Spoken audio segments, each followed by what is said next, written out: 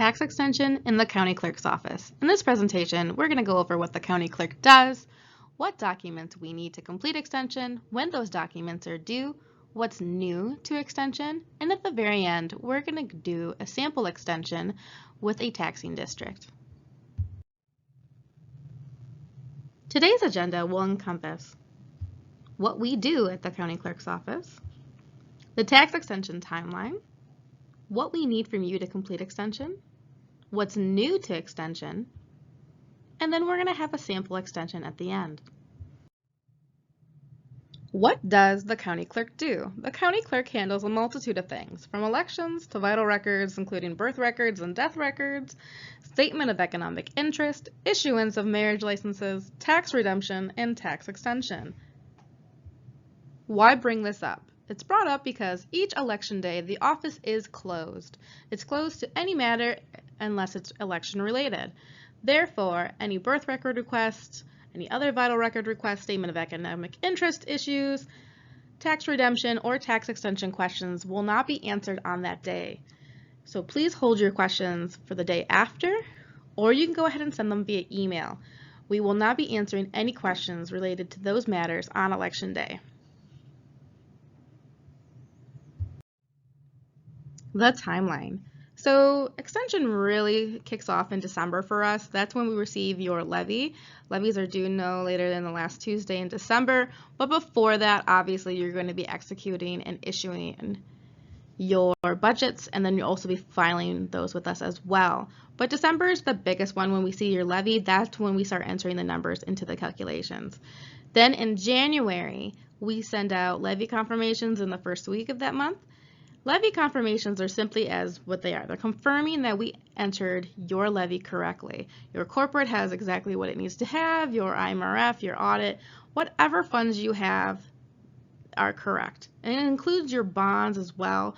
Bonds will be listed on those levy confirmations. Just make sure everything is good with those and then sign off on them and send them back. If there is an issue, then of course, please reach out and let us know, and we will correct the matter as quickly as possible.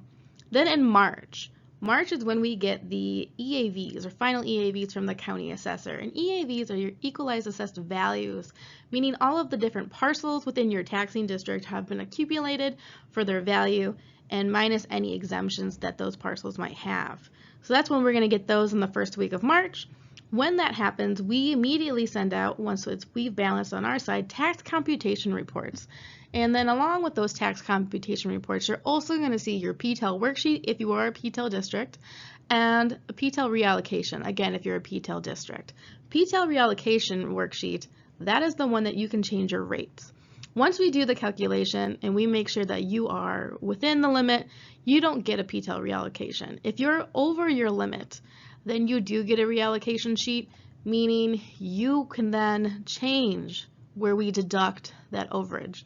So those are things that need to be looked over very quickly, because we do expect a turnaround about a week and a half, and we understand that March is a time period where certain districts are off, specifically school districts, for spring break.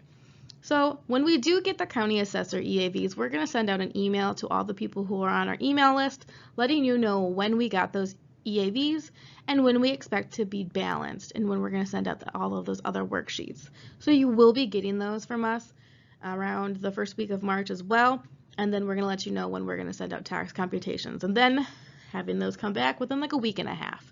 Then in April, the Illinois Department of Revenue sends us the final multiplier, and then tax extension is finalized. It's turned over to the treasurer's office, and then in May, the treasurer's office balances and then creates and sends tax bills. After that, you're probably going to get your first distribution right after June. That's how quickly the timeline goes. So it is a quick turnaround. Obviously, if you have any questions, certainly let us know. We're here to help at any time. What we need from you. So we certainly need your budget, which must be filed within 30 days of its adoption. And there's the state statute that mandates that. The other two items that must accompany your budget would be certification of budget with original signatures and seals, and estimated source of revenue certified by your chief fiscal officer with original signatures and seals.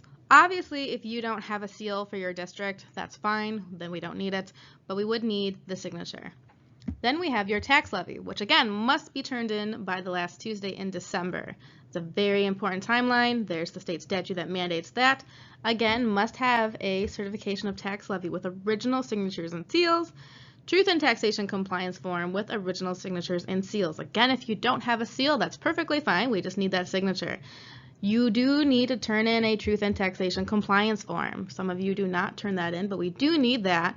It could be a letter. It could be the form that we have. We have a blank form with options 1 through 4. You can go ahead and get that from us if you need it. You just have to request it from us. We don't post it on our website because we don't like to put out too much information for the public to get confused. So that is something you'd have to request from us. You can email us at the tax extension at mchenrycountyil.gov to get that form. More than happy to share that with you. Then we have the annual treasurer's report and the annual financial report, or comptroller's annual financial report. People call it the AFR. It's the same thing. Both of those have to be filed within 6 months from the end of your fiscal year. And then you can see, of course, each of those have their own statute regarding that. So again, we do need all of those types of reports from you. The biggest one, of course, would be your tax levy, because that's how you get your taxing dollars. So I know that I said original signatures and seals. Well, new development. Per Public Act 102-0625, districts can now file their tax documents electronically. Yes, you heard that right. You can file all of your taxing documents electronically. That does include your budget, your tax levy, your financial reports, your treasurer's reports. You can file them electronically. So you can send those to us via email in a PDF format to the tax extension at mchenrycountyil.gov. As the county, we limit the size of documents coming into the county. I believe it is 20 megabytes, so it's very small size. Obviously, financial reports tend to be bigger than that. So we do have ShareFile. We will use ShareFile for bigger reports. If you need that link, then you go ahead and email us again at the tax extension at mchenrycountyil.gov. We'll go ahead and email you that link to submit your documents. We will not be posting that on the website because we don't want people to send reports that are not intended for us. We do get a lot of calls about the circuit clerk, and we don't want people to think that's an access point for them to file their documents for their circuit clerk. So if you do need the share file link, then let us know. We'll go ahead and send it to you. Other than that, yep, you can go ahead and send any other report that you got. It has a report in the name. You can send it electronically. What we need from you too, the biggest one is going to be that first one, annexations and disconnections. This is the one we have the most issues with because it does have to be filed technically in 2 different offices. Filed with us, the county clerk's office, and recorded in the recorder's office. And this is all by state statute. So each location does have to have a document. Obviously with us, we are free. You don't have to pay us anything to record that or file that with us. But for the recorder's office, yes, there is a fee, and you'd have to contact them with how you can pay that fee. What must accompany an annexation or disconnection? Well, we need a map and legal description. It's 100% required because the state will not process them without a map. We've tried to send them in the past without a map, and they've denied them. So that is why we need that map. Other thing that some people don't know about annexations or disconnections, these must be approved before your district's levy to be included in the current taxing cycle.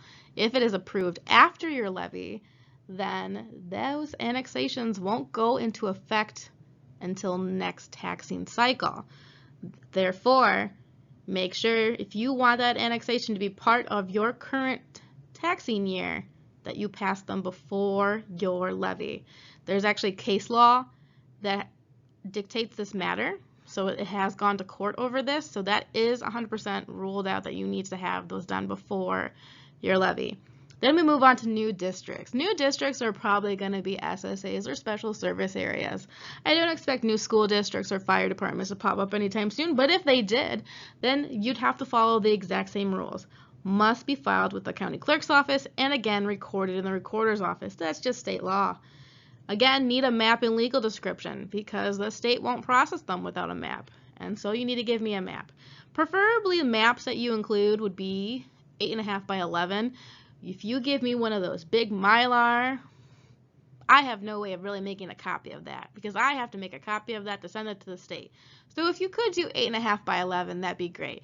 If you prefer to do the Mylar because that's just how you guys, paid for those annexations to get done, that's fine. But if you could send me an 8.5 by 11 PDF to our email just so we can easily give that to the state, because again, I don't have a way to make a copy of the giant Mylar. Then bonds. New bonds need to be executed by March 1st in the year of extension and filed with the county clerk's office no later than March 15th. March 15th date is really just to keep us on track to make sure that we do extension in a timely manner and also get those bills out so you can get your first distribution.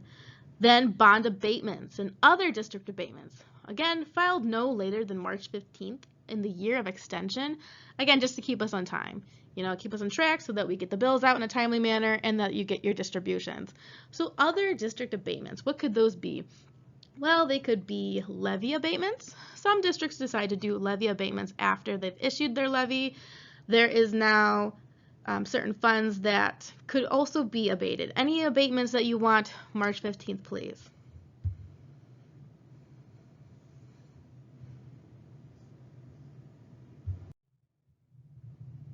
Try to resist. I know it's tempting to file everything with us. However, we ask that you only file necessary documents with the clerk's office.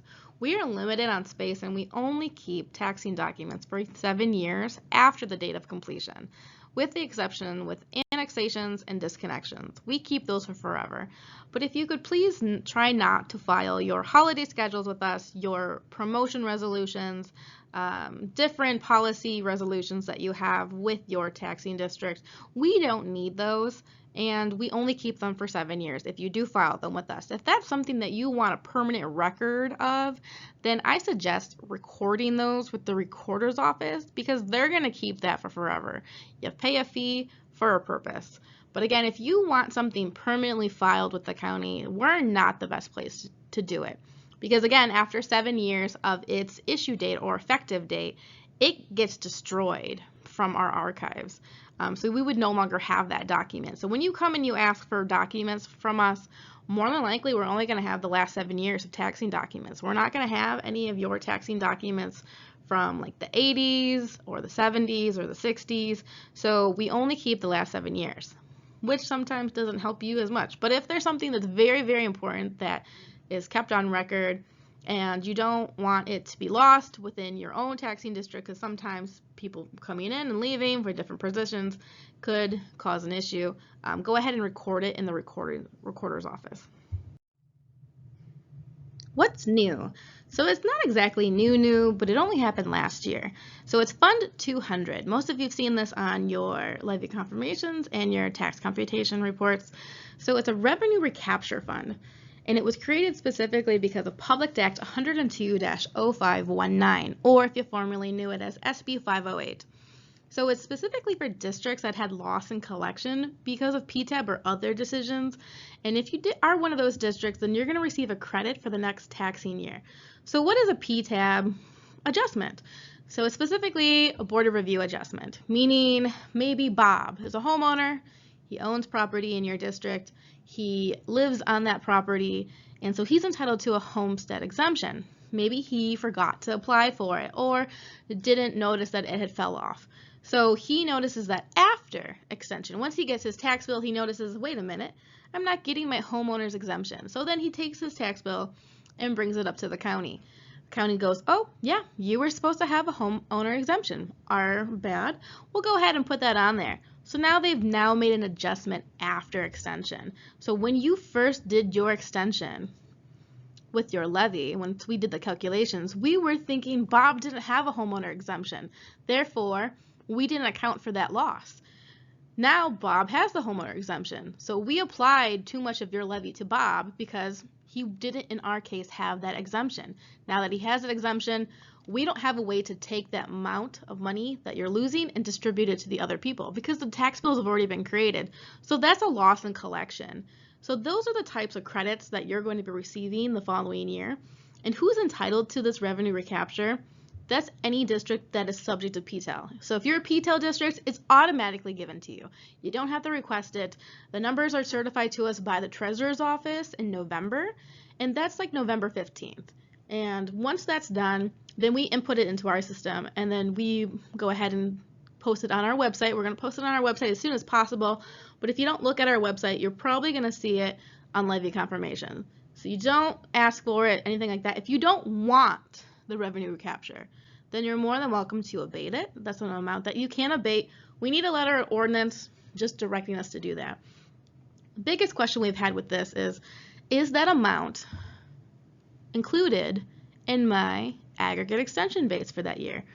No, it's not, because it's already in there. This is a loss in collections, meaning when we did the extension, we thought that's what that was going to be. Your extension was 100%. So if we extended $1 million, that's what you should have gotten, was $1 million.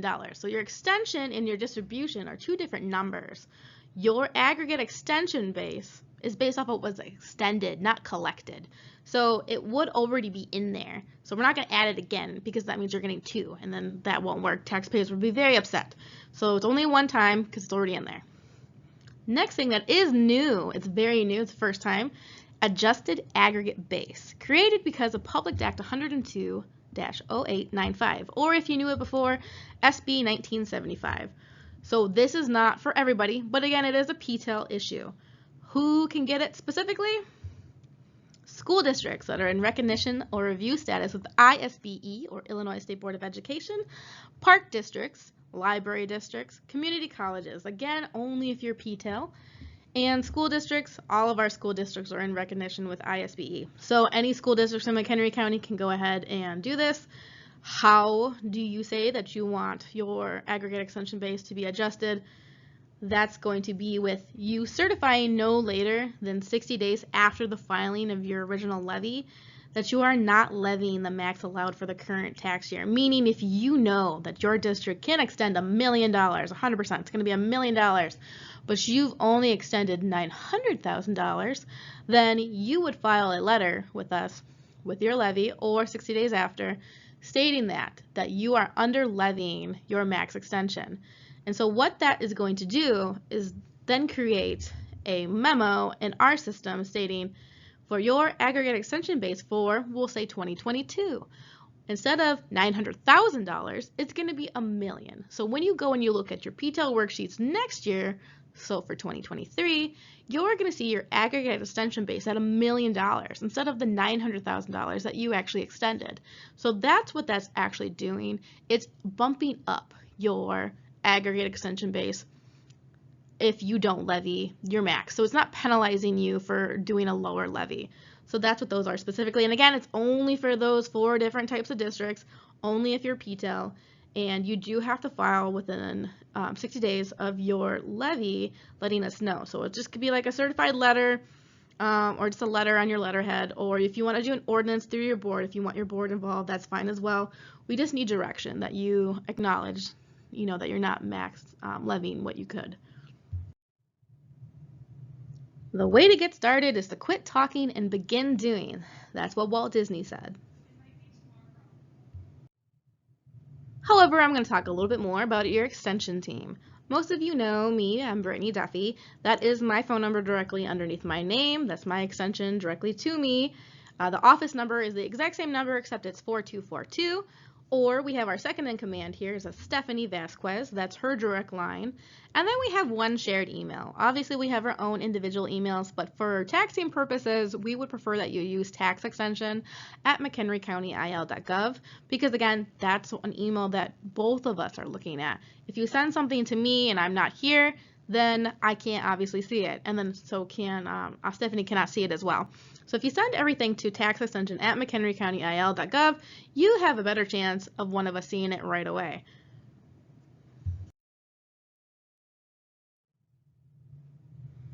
Now the fun part. What is used to determine my district's extension? So we start off with, of course, your levy. The various taxing districts certify their levies by the last Tuesday in December of each year. Again, last Tuesday in December. I keep bringing it up because we have had people not turn them in by the last Tuesday in December. What does that mean if you don't turn it in by the last Tuesday in December? Well, You still need to turn it in because I don't have a way to backdate. I don't have a way to look at your prior year's levy to add it on to this year. There's nothing in the law that allows me to do that in any way. Some people think that I can, but I cannot. So you would get a fat zero. It'd be a zero amount. If you are late, you still need to turn it in. But if you are late, what does that do? We accept it. Please still include your certifications and things like that. But if you're late, you're opening yourself up to a tax objection, meaning John from down the street can go ahead and open up a court case against you because you did not follow statute. What would result in you turning in a late levy and somebody objecting? I'm not sure. I'm not sure what a judge would rule, stating, if you're a day late or 2 days late, would a judge take away every taxing dollar? I can't see them doing that, but that's up to them. It's up to what case law that they've seen on the matter, what they decide. They're the big, chief in charge of that. I have no authority to influence them in any way, so I'm not sure. So let's just avoid the whole situation by turning in your levies by the last Tuesday in December. Moving on, what do we use next is certified EAVs. So as stated, county assessors will certify all of its EAVs to us, so equalize assessed values for the various taxing districts. So that's every parcel, every property within your taxing district accumulated minus any exemptions or underassessed. That's what we're getting from them. And we're going to get that probably around the first week of March. And as you've noticed, in the past, McHenry County was one of the last counties to go ahead and send you anything with regards to extension until probably late March. I don't know. All of a sudden, we're getting, it done quicker. So probably you're seeing us now as McHenry County being the first ones to give you numbers. So we're going to go ahead and send those to you.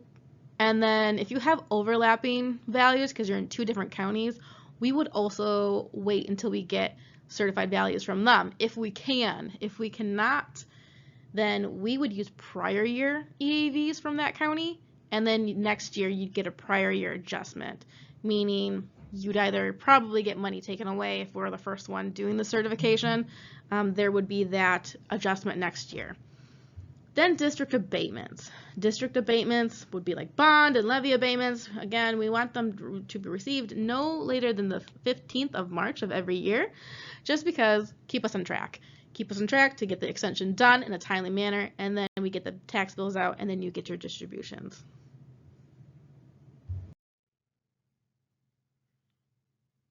So we start out with your levy, and we enter it into a database. Each fund listed in your levy should have a corresponding fund that is contained in our system. If a fund is listed within your levy and not in our system, you may not be able to levy that fund.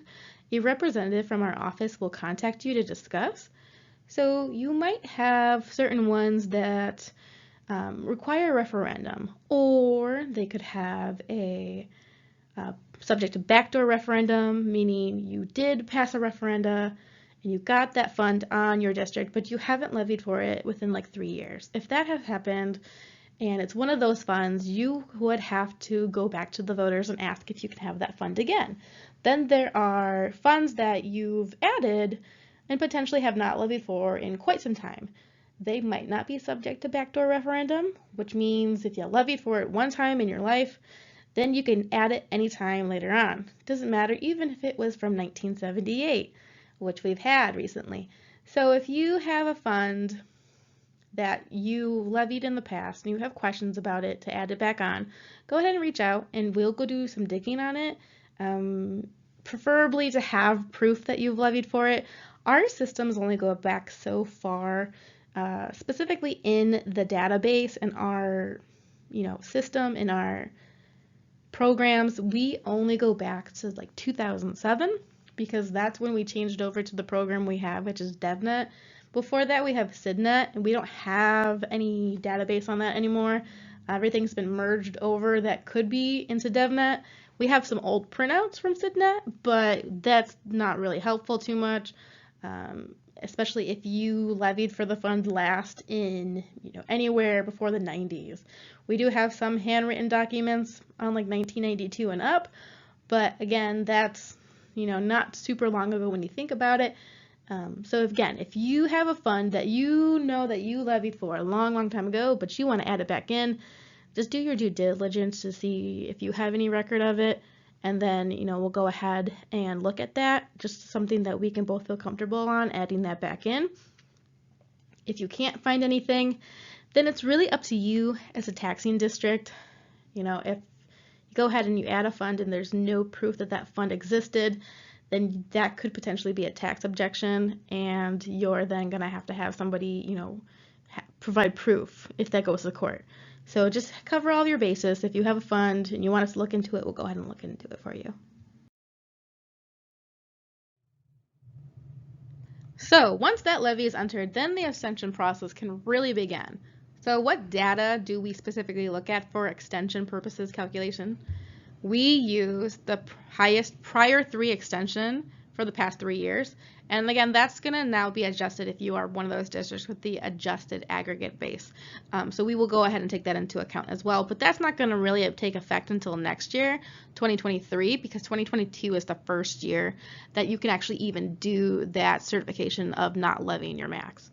Then we use certified EAV from county assessor, and again, overlapping county EAV. So again, if us as McHenry County have our certified values before another county, and we only give like a week and a half for our extension process, meaning when we send out tax computations to you and all of the other PTEL reports, we ask that you have everything turned back into us within like a week and a half. So if your overlapping county doesn't have their numbers out yet, then we're going to use prior year numbers. And then the next following year, you're going to get a prior year adjustment. Again, it's probably going to be from our side a negative, because we're probably going to overextend on our side in McHenry County. Because if we use our current EAVs and we're using prior year EAVs from a different county, obviously we've had growth and we're accounting for it, but the prior year EAVs from the other county don't have the new growth, don't have the inflation, don't have any of those numbers adjusted into it. So it's going to look like us as McHenry County has a way higher EAV than your overlapping other county. So you're going to probably see a negative on our side for the following year, meaning like $1,000 or so. So if we have $1,000 negative on our side, we're taking $1,000 back because our citizens paid too much in taxes. And then on the other county that you're with, you should see that $1,000 credit because their citizens did not pay enough taxes. So it does balance itself out. It's not like you're going to be losing out on money. It's just that we give money, we take it back. It's just a process that we have to do because of different counties and how they certify and when they certify. Then we have certified state issued values, which include the CPI or cost per living, multiplier, railroad values, pollution parcels, and percent of burden. Pollution parcels, people have asked, what are those? It's specifically for parcels that cause pollution. Specifically, there's ones for like dairy farms or dairy distribution or processing plants. Those ones, they're pollution parcels and they're certified to us by the state. It's a very low amount. So that's up to the state who decides. You would apply with a permit to them and then you pay your pollution parcel. Pollution parcel don't bring in a lot of revenue. It's a very low amount. I want to say it's like $2 here, $10 there. They're very low amounts, but they're determined by the state. And then percent of burden. So percent of burden, some people go, what is that? I don't have that. That's only if you have 2 counties that you're in. If you're in a dual county, so McHenry County and another county. And percent of burden, that's something that is requested by the taxing district specifically to the Illinois Department of Revenue, meaning you request the Illinois Department of Revenue to calculate who's responsible for what by percentage. So the state could say that us as McHenry County, we're responsible for 60% of your entire levy, while another county is only responsible for 40%. So it's a percentage that they've deemed each county is responsible for your levy. And those calculations are again done through the Illinois Department of Revenue. It's not us. So if you have questions on that calculation, then I suggest that you talk to them. When do we get those values? Well, that's going to be like in January, like mid-January to like early February is when the state sends those to us. But again, those are purely done by the taxing district. If you don't want to be a percent of burden district, then you need to talk to them to get out of that. Next up is reports. So the reports that you can see right here are found on our website. It's specifically under the cycle photo. There's a photo of the taxing cycle with different photos and pictures. These are what you're going to be using to determine your levy or calculate what you want to do. So the very first one you're going to notice is estimated EAV report. So this is going to take place of those planning projection sheets that you used to get. The planning projection sheets used to be sent out by the county assessor's office. They are no longer going to send those ones out specifically. And since we're posting the estimated EAV report, which is what they would give to you in its replacement, they're not going to send those out either. They're just going to direct you to our website. So on our website, we do have the estimated EAV report, which is what you're going to use to determine your levy. It's the same exact values that you would get on the planning projection minus the extension. So the calculations that they used to do on there, it's not on there. It's just your rate setting EAV and new construction values. With new construction values, those are not available until your township certifies its tax rolls, and then those tax rolls can be signed off by assessments. So they're going to be on some reports zeros. So new construction is going to be 0 on your report. And if you know 100% you've had this whole new subdivision come up, it's probably because your township hasn't certified yet, or the assessor's office is still in the process of balancing those. So if you see a 0 on your new construction and you know 100% you're supposed to have new construction value, then it's probably going to be included in a later updated report. We do update the report, periodically. Like right now, this one says it's May 20th of 2022. It's been updated again already, I think twice since that date. So there is an updated report on our website, and then once we get the tax rolls from the townships, the assessor will let us know, and then once they're completely done on their side, they're going to let us know, and then we'll update the report and put it on our website. If you want to know where the assessor stands on the tax rolls, in the report or the look of this report on our website right now, under the estimated EAV report, there's a little blurb, and then there's a click here to check on the tax roll status. So you can click on that. It's not updated on here because of the presentation was made before that update. But if you go to our website now, there is a little link on this report alone stating click here to go look at the assessment rolls. Next would be prior year adjustment. Prior year adjustment, this is just going to be for districts that overlap in multiple counties. And this is specifically if McHenry County uses our current EAV, but by the time we do extension, your overlapping county hasn't given updated EAVs, so we're using prior year. So that's what this prior year adjustment is going to be. We always have this report because we overlap into Cook County, or we have districts that overlap into Cook County, and Cook County doesn't do their extension until August. Very lucky of them. So we're always going to have an adjusted report because Cook County doesn't do extension until August, and we don't get their numbers until August. Then we have prior year extension listing. So this is going to be 100% accurate for this year. That is including that adjusted aggregate base because that doesn't really go into effect until next year. The first year you're going to actually see an adjusted base would be 2022. So that would be the extension of 2022. So for this year, this taxing cycle of 2022, we are using the 3 prior year extensions. So we are going to use 2021, 2020, and 2019 to determine your aggregate extension base for extension for 2022.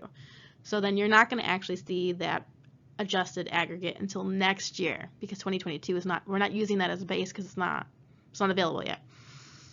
Next report we're going to be looking at is Consumer Price Index. So this is the CPI, or cost per living. So this is the second item in the PTEL worksheet. We'll show that at a later time in this presentation, how all of these numbers come together, but that's going to be where that goes. It does fall into the PTEL calculation. For this year, it's very high considered to like last year's and the years before. It's 5%. Last year it was 1.4%. So meaning 5% more than what your highest extension of the last 3 years is what you can potentially get. Plus, there's also the adjustment for new property and things like that. But yeah, it's 5% this year. The rule is 5% or whatever's lowest. So this year it actually was calculated out to be 7%, but it's capped at 5. So that's where you're going to see your consumer price index.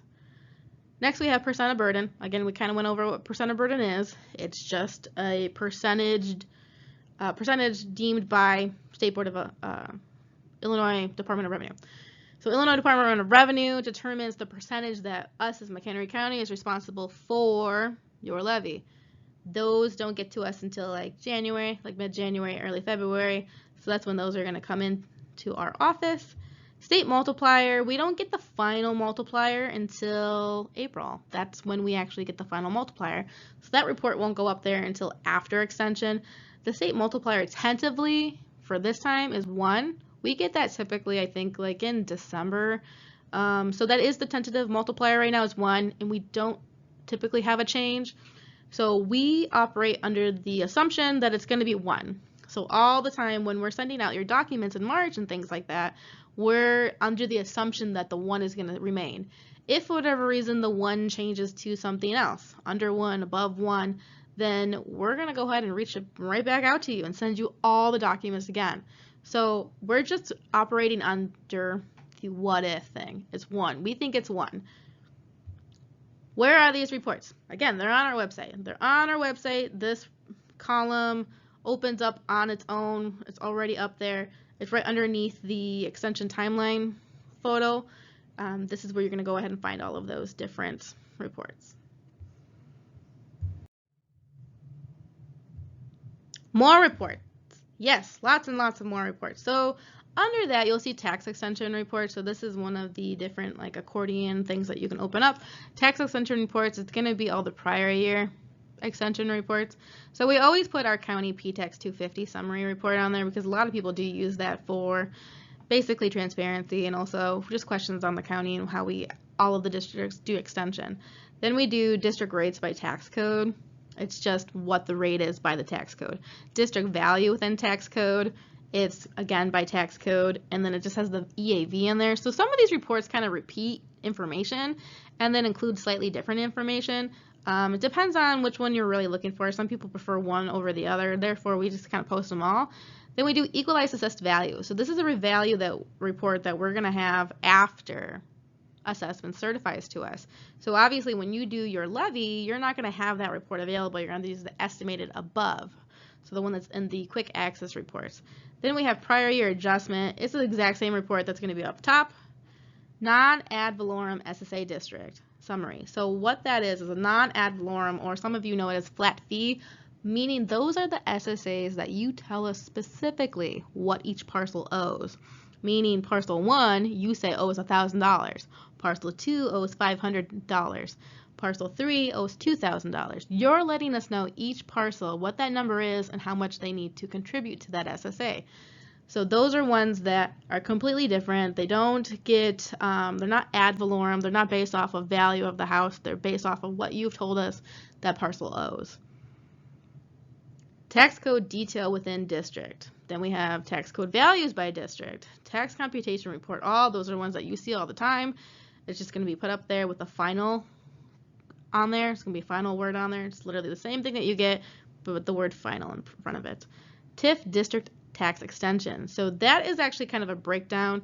On the tax computation reports, you do see TIF district extension, but the TIF district tax extension report is the specific districts that are feeding into that district, the TIF district. So how much money would McHenry County College 528 get? That's how much it's going to the TIF district. And then we have drainage district extensions. So this is newer this year. As you can see, last year it wasn't there. This was a requested report to have up on there, so we did put that on there.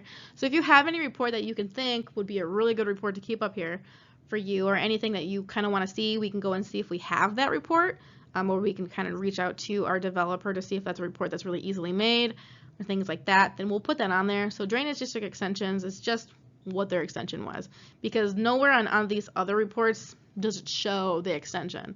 So that's why that's on there. But if you have a report that you think your district would benefit or other districts would benefit from, let us know and we'll go ahead and try to put it on the website.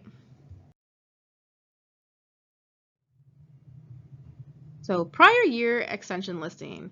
This is what we use to determine your district's aggregate extension base and what it will be.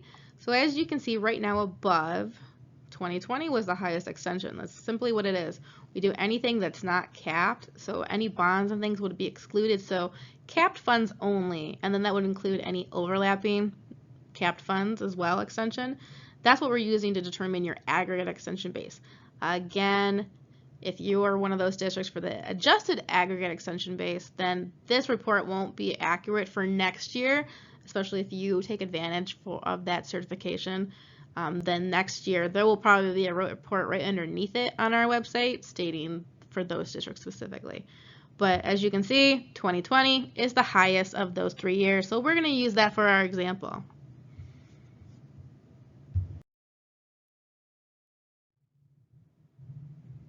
The next value in consideration with extension is your rate setting EAV, which you can see below.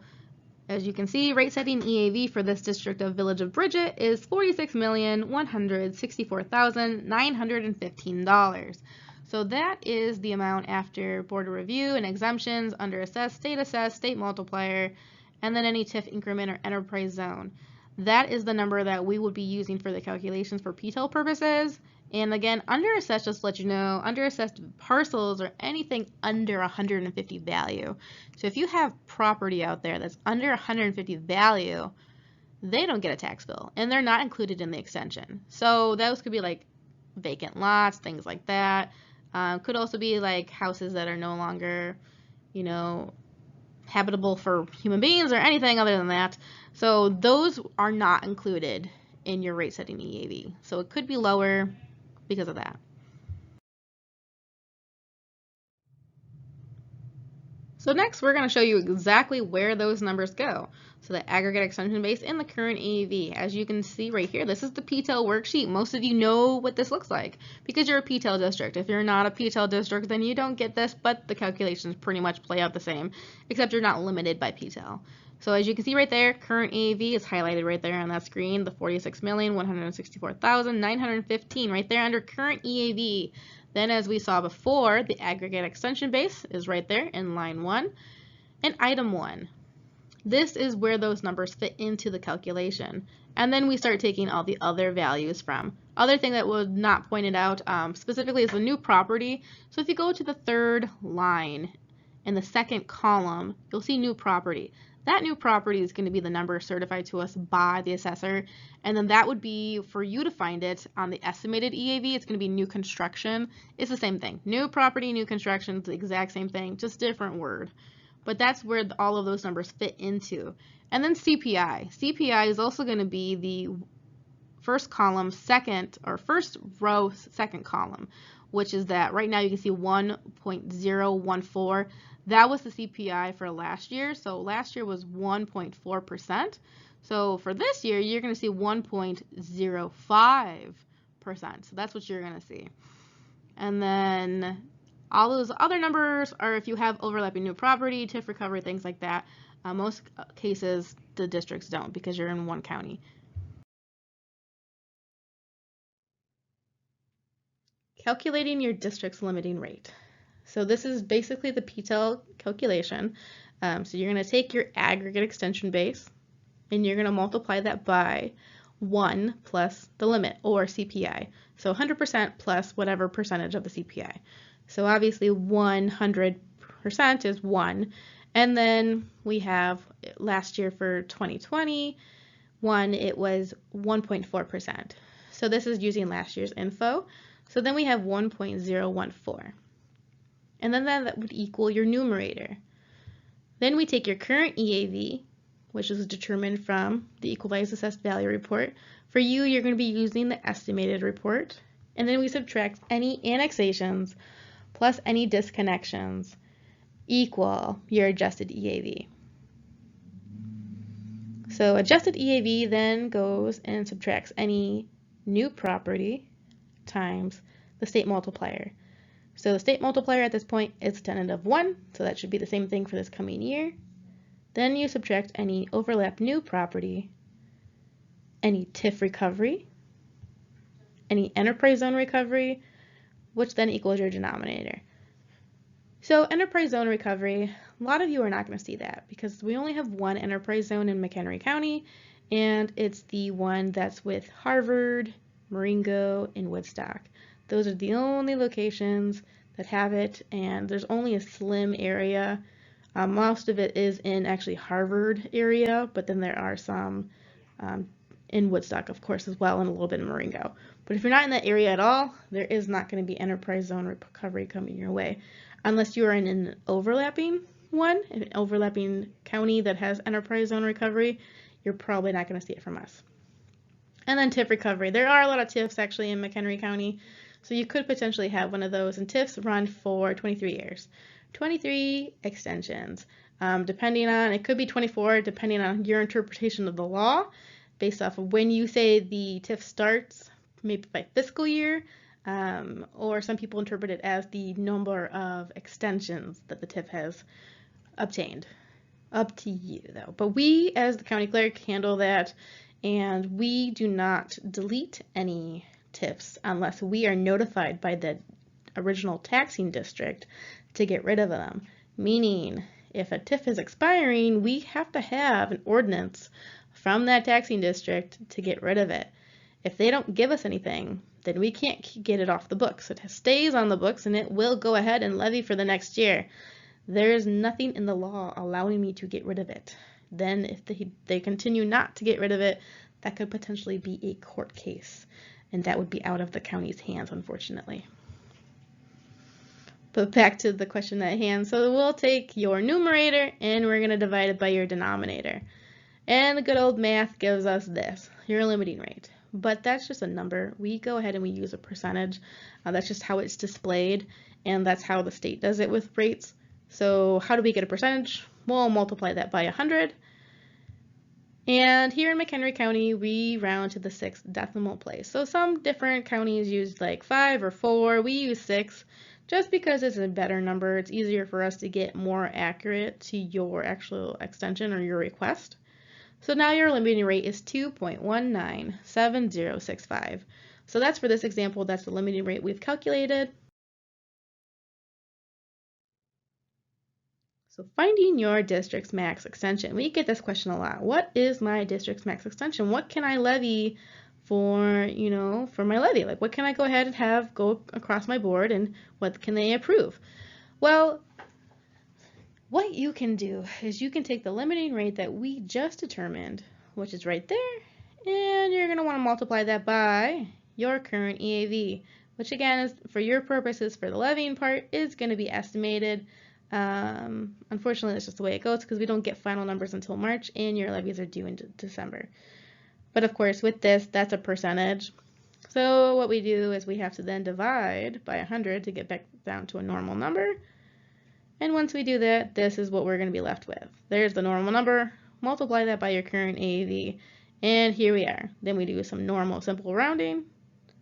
So the district can approximately levy or receive $1,014,273.19. That is the approximate amount that they're going to get.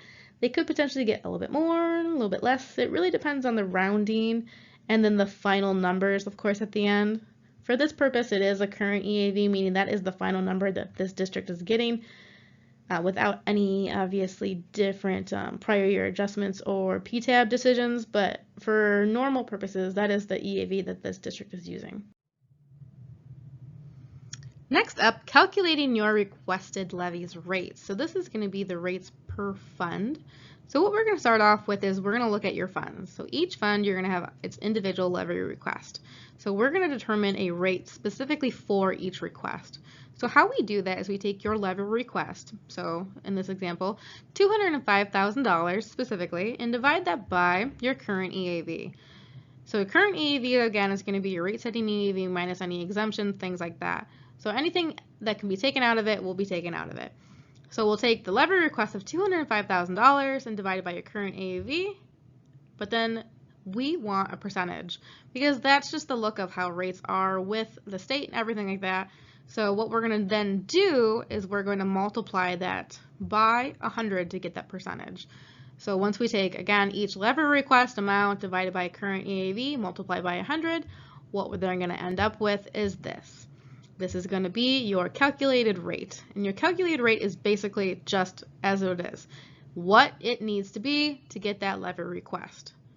Then once we do that, we're going to then look at any max rates. And max rates are set by the state. So Illinois Department of Revenue sets this. This is set by legislation that governs extension.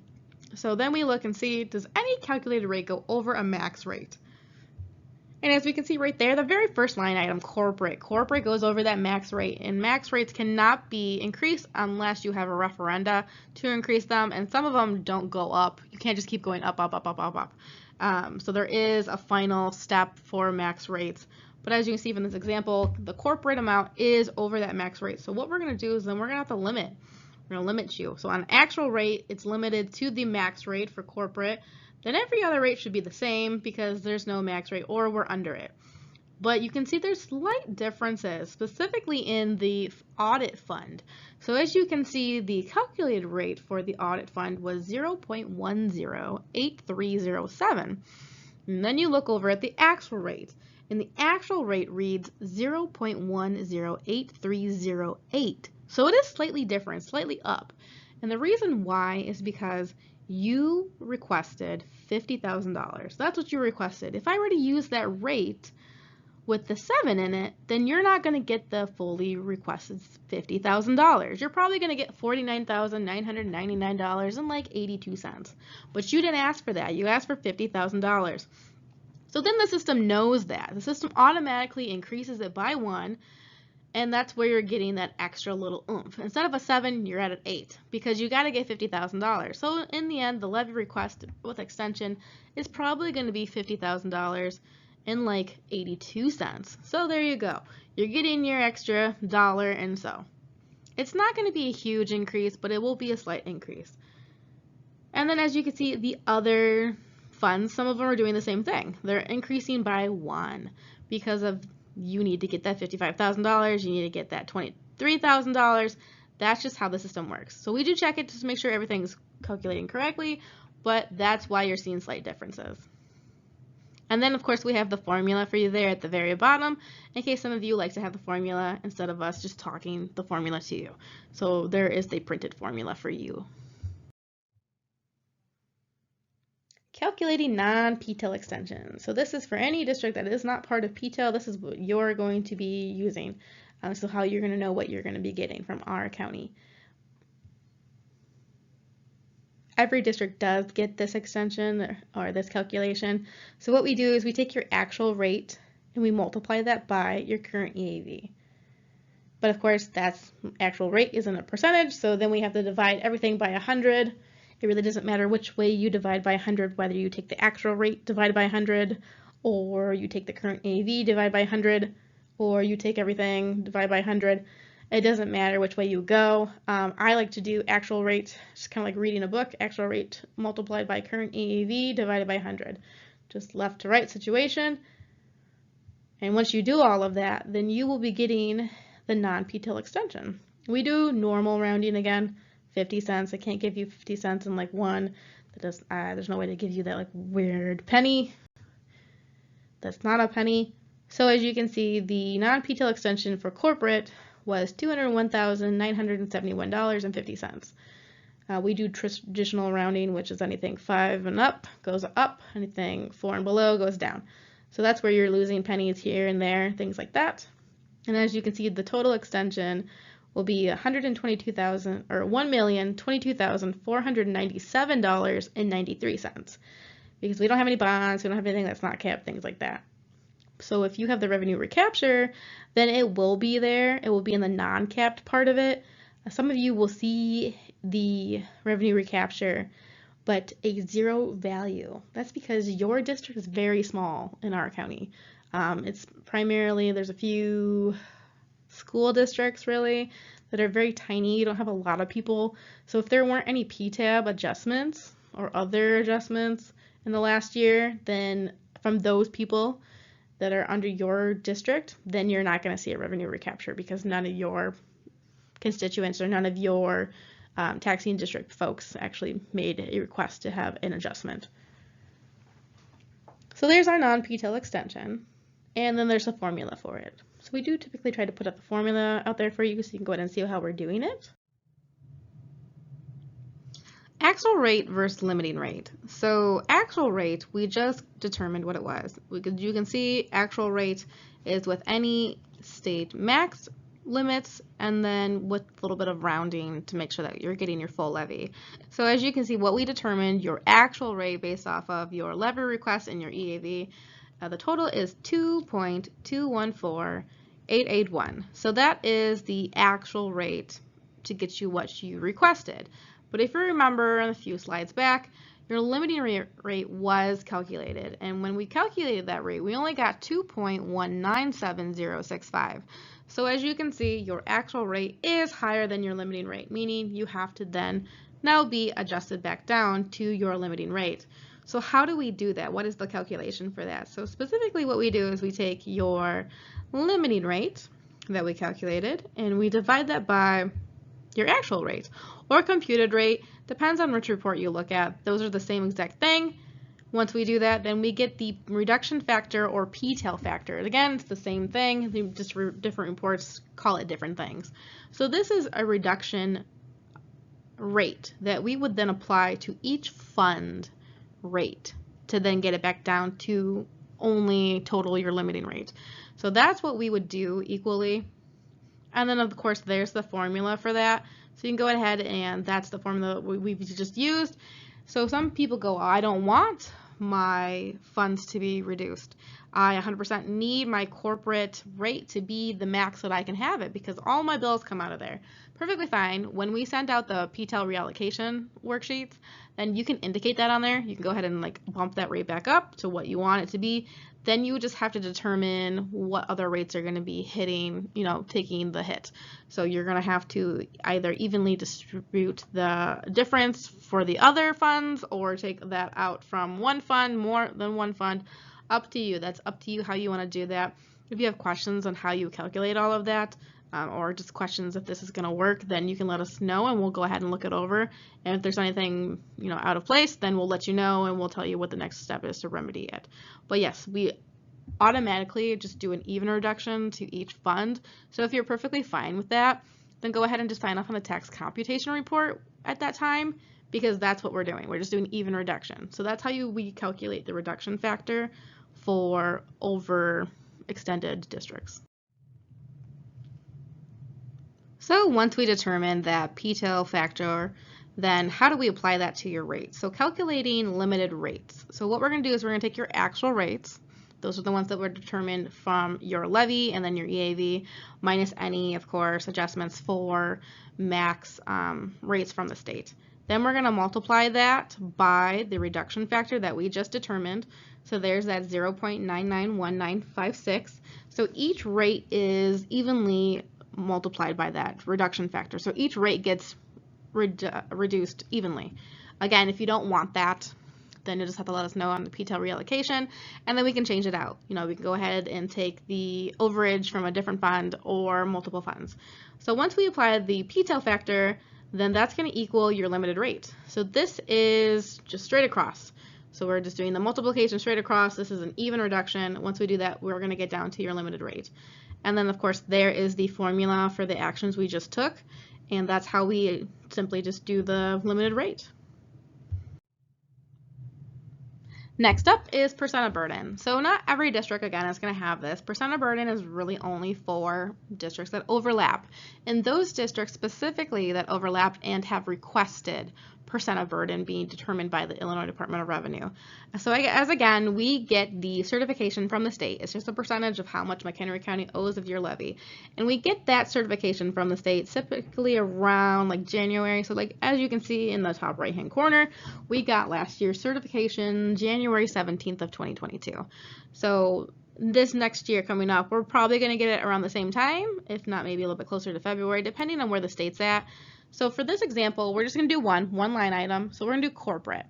So we're going to go ahead and say that the corporate fund, the state has determined that us as McHenry County owes 89% of it. So we are responsible for 89% of that burden of that levy. So simply all we do is take the levy request and multiply it by 89%. So 89% of $205,000 is $182,450. So that's what we, as McHenry County, owe you as a taxing district. So we just start the process all over again. Simple, exactly how we did before. We took your levy request, so this is your percent of burden adjusted levy, and we're going to divide that by your EAV. Then we're going to multiply that by 100 because percentages. Then we're going to multiply that just because we're going to keep doing all the steps we've already done prior. And so we're going to multiply that by the p-tail factor. So the p-tail factor still exists in our life because you've overextended. And then that will equal our new rate. So that is our percent of burden rate. What we do is then we go ahead and put that back into the line item where you can see above says percent of burden rate. We'll go in there, and once we do that, then we would just take that percent of burden rate and then multiply that right back into your EAV, and that will get us McHenry County Extension, which you can see is $180,982.16. So that's what we would give you as McHenry County for a percent of burden, and then also being limited by a p-tail factor. So p-tail factor still applies to percent of burden 100% just because you've overextended. Calculating p-tail limited extension. So what we've already done is we've determined what your actual rate was, then we saw what your non-p-tail extension was, then of course we determined that your non-p-tail extension was too high for your limiting rate, so then we did the p-tail reduction factor, and what we did is we applied that p-tail reduction factor to your actual rate, which then gave us your limited rate. So the next step we do is we take your limited rate and then we're going to multiply that by your current EAV. But this limited rate isn't a percentage, so what we're going to do to get everything, an actual dollar amount is we're going to divide your limited rate by 100. So we'll do limited rate multiplied by current EAV and then divide the whole thing by 100. So there's that 100. Once we do that, then we're going to go get the dollar amount round up to the normal change, 2 decimal places. So as you can see, there is the McHenry County Extension. So for the very first fund, corporate, $200,346.96. We add them all up, we can see our total is $1,014,273.18. And if you remember slides before, that our estimated max extension was going to be $1,014,273.19. So we are a penny off. Lost a penny somewhere. Sometimes you gain a penny, sometimes you lose a penny, but maybe you'll find one on the sidewalk. But that is the extension that you would get from McHenry County before any loss in collections, but that is what we extend. We don't account for loss in collections because we don't know if that's going to happen. So that's what you're going to get from us. And then of course there is the formula in case you would like to see it. Some people just again like that formula for their viewing. Other than that, that's how we get that limited extension. That finishes up tax extension. So thank you so much for following with us today. As you can see, there is our email address if you have any questions. So we prefer that you would use tax extension at mchenrycountyil.gov. There is our website. Our website is very long to get to our reports, but if you just go to the county website and go to under county clerk and then taxes and tax extension, that's where you're going to go ahead and find that, or you can type in that URL 100% the way that it is there and you'll get to that page. All of the reports that we talked about in this presentation will be there as well, along with any questions as well, frequently asked questions for taxpayers and also taxing districts. There is a spot for you there as well with timeline. So if you have any questions, certainly reach out to us. Other than that, thank you all for following along and have a good day.